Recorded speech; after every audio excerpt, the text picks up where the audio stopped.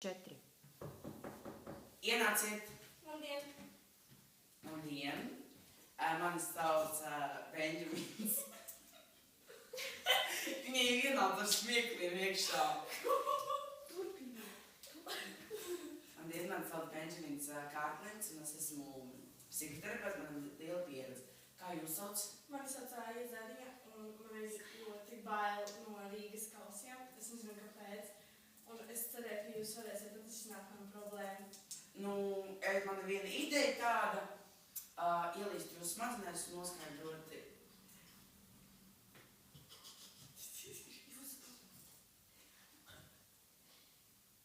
Un noskaidrot, kāda ir jūsu problēma saistībā ar kausiem. Jā.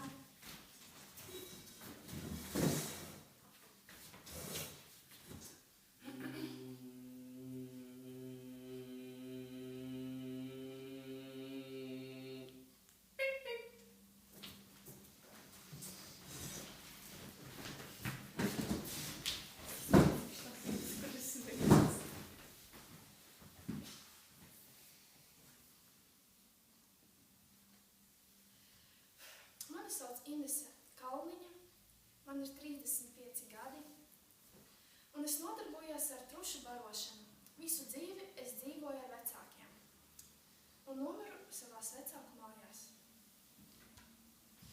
Es esmu Hiacinte Burkā, es esmu zinātniece, man bija 80 gadi, es pētīju dažādas interesantas lietas, īsti neatceros, pēdējos gados atmiņa pazuda.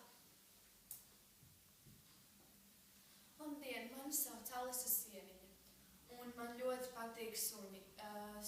Kad es vēl biju dzīva, es strādāju suņu patvērsmē, tur bija ļoti mīlīgi sunīši, un kad es nomiru, man bija 59 gadi.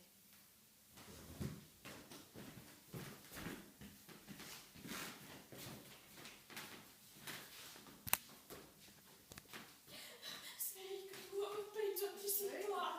Kas noticis? Es ļoti uztraucos, man ir bail. Redz, es kārtoju skapju, viņa palīdzēja, un tad viņa uzskata tas Rīgas kaus virsū, un viņa neceļas augšā, viņa... Ārprāts! Varbūt, ak, Dievs, ko mēs darīsim? Manuprāt, viņa nav dzīva, ka viņa ir mirusi. Pamosties, lūdzu! Es viņai prasīju, kā viņa sauc, viņa nereaģēja. Ārprāts! Celies, lūdzu, Varbūt celies. mums ir jāzņem kādiem ārstiem. Nē, man ieliks cietumā. Es negribu.